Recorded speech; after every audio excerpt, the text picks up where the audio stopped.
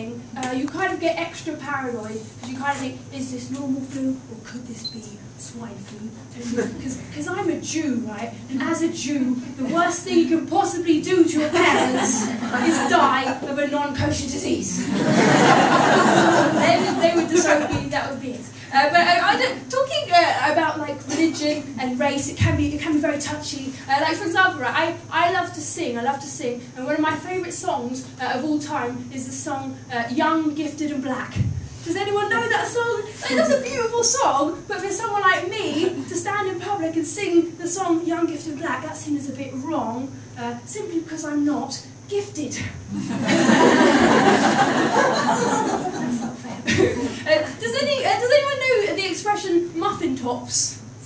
We're women here, lots of women. Like for anyone who doesn't know, okay, muffin tops, lots of women are afflicted with it. It's all the craze. We all want one. What muffin tops is, right, is when you have a surplus of fat above the trouser, and it kind of it looks like the top of a muffin.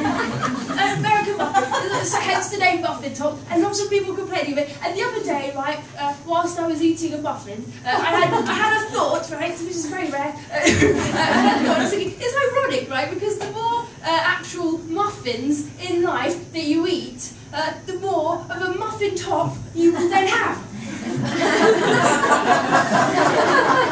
It's true, it's the literal example of having your cake and eating it too. But I don't know, women we're too paranoid about our looks and too whatever, that's good wording. Because the thing is, right, a friend of mine, right, I've known her all my life, and she recently got diagnosed with a mental illness called body dysmorphia. Has anyone heard of that? Yeah. Body dysmorphia, it's terrible, she's a lovely girl, she's got it. For anyone who doesn't know, right, body dysmorphia is a mental illness where every time you look in the mirror, you see a very ugly person. And my friend's got it, it's very sad.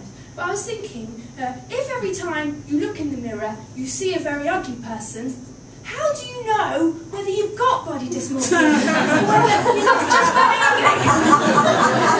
How do you know? Because no one's going to tell you if you ask them, aren't they? People would rather tell you that you're mentally ill than admit that you're ugly. It's true.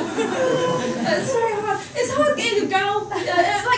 I was reading an article because recently the Princess and the Frog movie came out with Disney, right? And I was reading this article all about it, and they were saying how fairy tales are some of the few aspirational and positive things that we're telling young women, and these are the things that influence us in our future lives, fairy tales. I was thinking, but the very story you're talking about, the Princess and the Frog, that you're saying is aspirational, is the story about a woman who snogs a frog because she thinks it's going to turn into a prince. Which I believe is encouraging bestiality. That's got to be the oldest bestiality excuse in the book, isn't it? You know, I was just shagging that horse because I honestly believed it was a member of the royal family. That's true. And actually, they said in this article the most popular fairy tale in the world, right, is Sleeping Beauty. And I thought, oh, that's a lovely one, Sleeping Beauty. That's a story of a beautiful young woman who gets spiked with a drug and falls unconscious, and then a strange man comes up to her and starts kissing her unconscious face.